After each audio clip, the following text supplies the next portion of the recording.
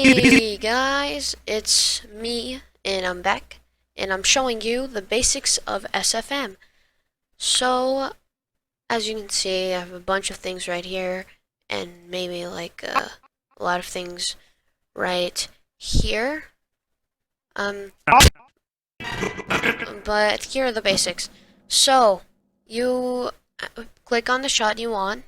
You see this, alright? You cannot control them in the timeline. The timeline is just for film tracks and dialogue and music. So you have to go to this, okay? And I'm gonna make a new one because don't care if it's ruined, but you know, it's an animation.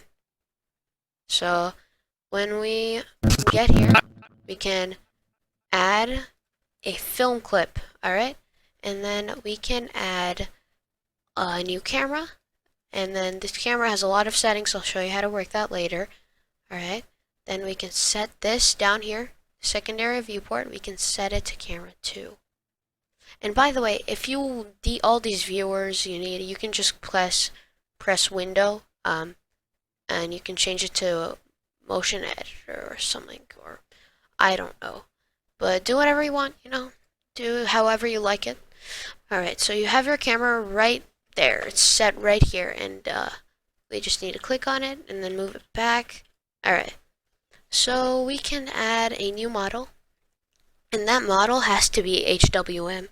Like if you're making a moving model, it has to be HWM, or else it will not work.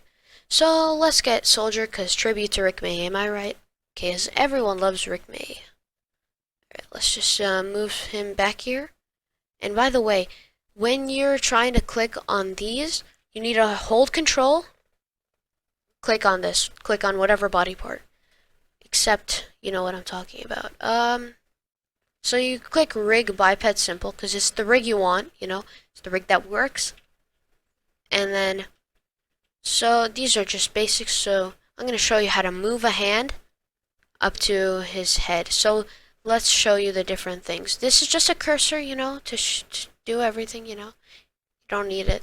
It's at least used. Okay, then you have the one that you move things with.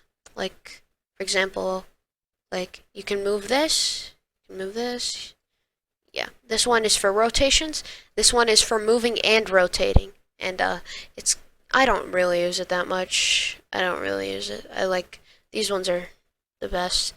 So we have these together, and this is the starting timeline, alright? So then let's just move it a little bit forward, and then we're gonna take his hand, we're gonna put it in his body. So we're gonna throw it around, you know, do that. Alright. So once we get that, we're gonna move this, and oof, we're gonna put it in his face. Alright. Let's fix the elbow there. Just move it to the side. There you go. Alright. Now we're gonna change his hand positioning, and we're gonna put it to where he looks like he's saluting, or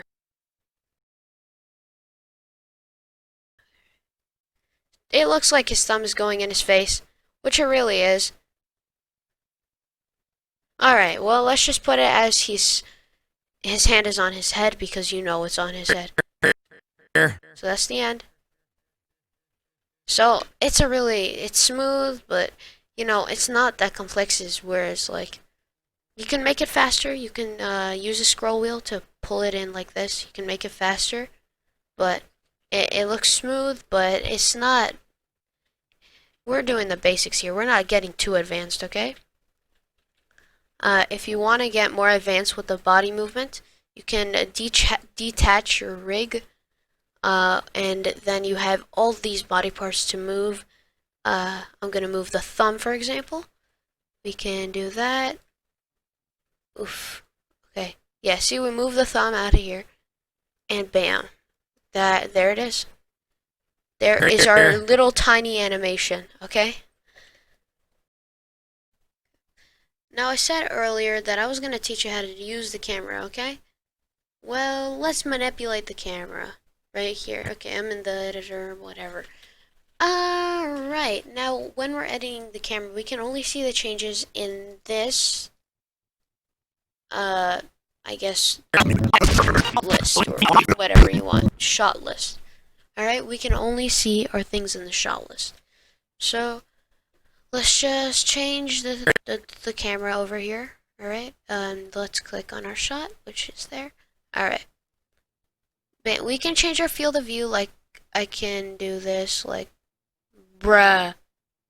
Okay, I can do that. Or I can change the focal distance, which sees how much your eye can see. Or if, yeah.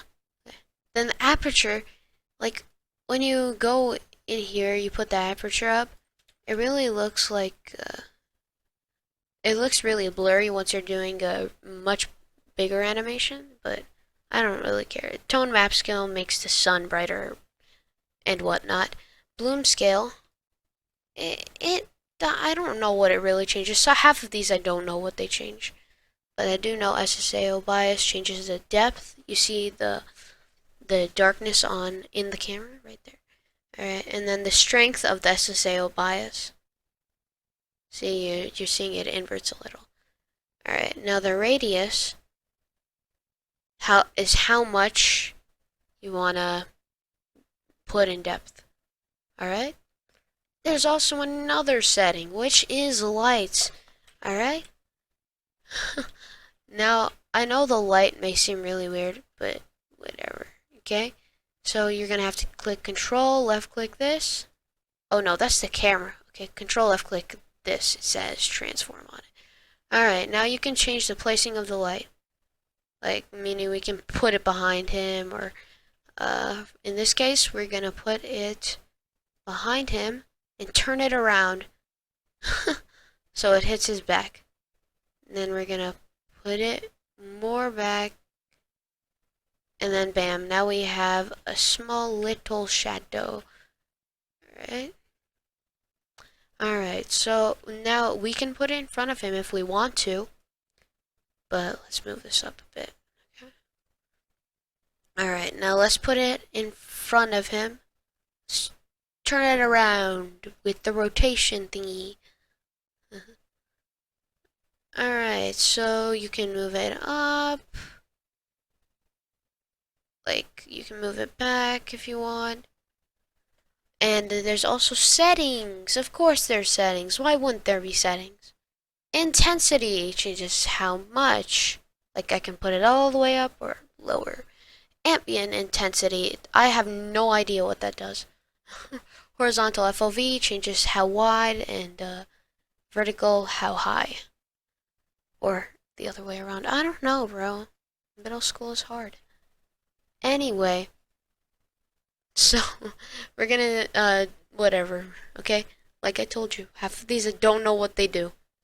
Example, shadow filter size, like what? Oh yeah, you see the shadow behind him? Alright. Those are camera and light settings as well.